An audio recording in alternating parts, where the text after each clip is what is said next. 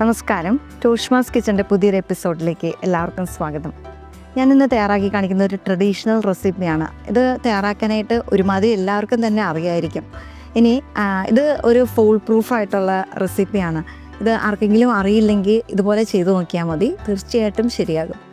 അപ്പം കാരമൽ കസ്റ്റേർഡിൻ്റെ റെസിപ്പിയാണ് ഞാൻ തയ്യാറാക്കി കാണിക്കുന്നത്.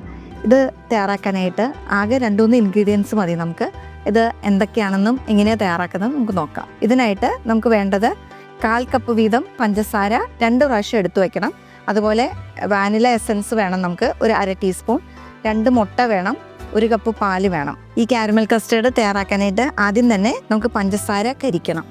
അതിനായിട്ട് ഒരു പാൻ നല്ലതായിട്ട് ചൂടാക്കിയിടുക.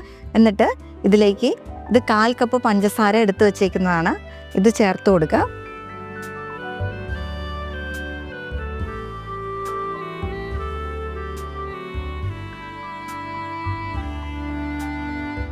ഇത് പഞ്ചസാര കാരമലൈസ് ചെയ്യുന്ന സമയം കൊണ്ട് നമുക്ക് 1 കപ്പ് പാലെടുത്ത് വെച്ചിട്ടുണ്ട്. ഇതൊന്ന് നന്നായിട്ട് ചൂടാക്കാം. തിളയ്ക്കേണ്ട ആവശ്യമില്ല, പക്ഷേ നല്ലതായിട്ട് ചൂടായാൽ മതി. പഞ്ചസാര കാരമലൈസ്ഡ് ആയിട്ടുണ്ട്.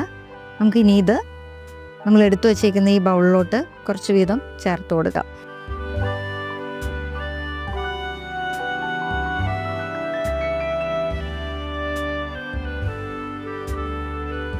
ഈ പഞ്ചസാര കരിച്ചത് ഞാൻ ഈ പാത്രത്തിൽ ഈ ചെറിയ ബൗളിൽ ഒന്ന് ചുറ്റിച്ചു കൊടുക്കുന്നുണ്ട്, എല്ലാ സൈഡിലോട്ടും ആവാനായിട്ട്. ചൂടാറിയാൽ പിന്നെ ഇത് ചുറ്റിച്ചു കൊടുക്കാൻ പറ്റില്ല. അപ്പോൾ ചൂടോടെ തന്നെ നമുക്കൊന്ന് ചുറ്റിച്ചു കൊടുക്കണം. ഇനി നമുക്ക് ഇത് 2 മുട്ട എടുത്തു വെച്ചതാണ്. ഈ 2 മുട്ട നന്നായിട്ടൊന്ന് ഫോർക്ക് വെച്ചിട്ടൊന്ന് അടിച്ചെടുക്കാം. ഇതിലേക്ക് നമുക്കൊരു 1/2 ടീസ്പൂൺ വാനില എസൻസ് ചേർത്ത് കൊടുക്കണം. അതുപോലെ പഞ്ചസാരയും ചേർക്കണം. പഞ്ചസാര 1/4 കപ്പ് പഞ്ചസാരയാണ്, ഇതും ചേർത്ത് കൊടുക്കണം.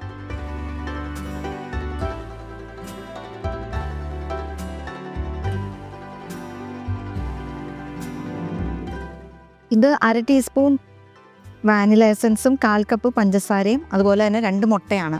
നമ്മൾ പാല് നന്നായിട്ട് ചൂടാക്കി വെച്ചിട്ടുണ്ട്. ഇതിലേക്ക് ഈ മുട്ടയും പഞ്ചസാരയും വാനില എസൻസും കൂടി നമ്മൾ മിക്സ് ചെയ്തത് നൂല് പോലെ ചേർത്ത് കൊടുക്കണം. എന്നിട്ട് നന്നായിട്ടൊന്ന് ഇളക്കിക്കൊണ്ടുമിരിക്കണം. അത് നമ്മൾ ചേർത്ത് കൊടുക്കുമ്പോൾ നമ്മൾ ഈ കസ്റ്റേർഡ് റെഡിയാക്കി വെച്ചിട്ടുണ്ട്.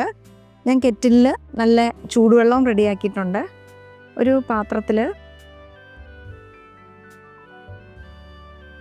ചൂടുവെള്ളം ഒഴിച്ചിട്ട് നമ്മൾ നേരത്തെ ഈ കാരമലൈസ് ചെയ്ത് വെച്ചിട്ടുണ്ടല്ലോ, അത് നമുക്ക് ഈ ചൂടുവെള്ളത്തിലോട്ട് ഇറക്കി വയ്ക്കാം. നമ്മുടെ ഈ കസ്റ്റേർഡ് നമ്മളിനി കുറച്ച് വീതം ഇതിലേക്ക് ഒഴിച്ചു കൊടുക്കാം.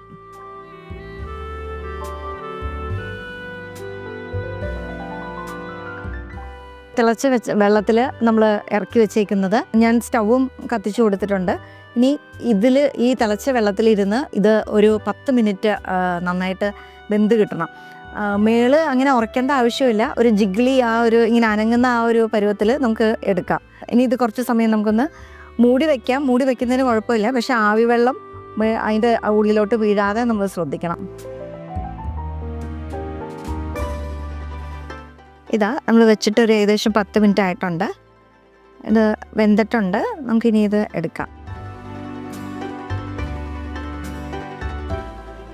ഇത് കാരമൽ കസ്റ്റേർഡ് ആണല്ലോ, അപ്പോൾ നമുക്കിത് ചൂടോടെയും അതുപോലെ തന്നെ തണുപ്പിച്ചും വിളമ്പാം. ഇത് നിങ്ങൾക്ക് തണുപ്പിച്ച് വിളമ്പണമെങ്കിൽ ഇത് ചൂടാറിയ ശേഷം ഫ്രിഡ്ജിൽ വെച്ചിട്ട് നല്ലതായിട്ട് തണുത്ത ശേഷം നമുക്ക് വിളമ്പാവുന്നതാണ്. ഇപ്പം ഞാനിത് ചൂടോടെ തന്നെ കാണിക്കുവാണ്. അപ്പോൾ അതിനൊരു പപ്പടം കുത്തിയോ എന്തെങ്കിലും വെച്ചിട്ട് ഒന്ന് സൈഡൊന്ന് സ്ക്രാപ്പ് ചെയ്ത് കൊടുക്കണം. ഇനി നമുക്ക് ഒരു പാത്രത്തിലേക്ക് കമിഴ്ത്താം.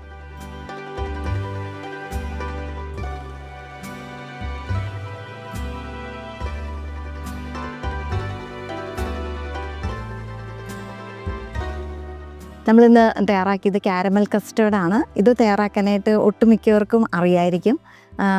ആർക്കെങ്കിലും അറിയാത്തതുണ്ടെങ്കിൽ തന്നെ ഇതുപോലെ തയ്യാറാക്കി നോക്കിയാൽ മതി. ഇതൊരു ട്രഡീഷണൽ റെസിപ്പിയാണ്. പണ്ടൊക്കെ നമ്മുടെ അമ്മച്ചിമാരൊക്കെ ഉണ്ടാക്കിക്കൊണ്ടിരുന്ന ഒരു റെസിപ്പിയാണ്.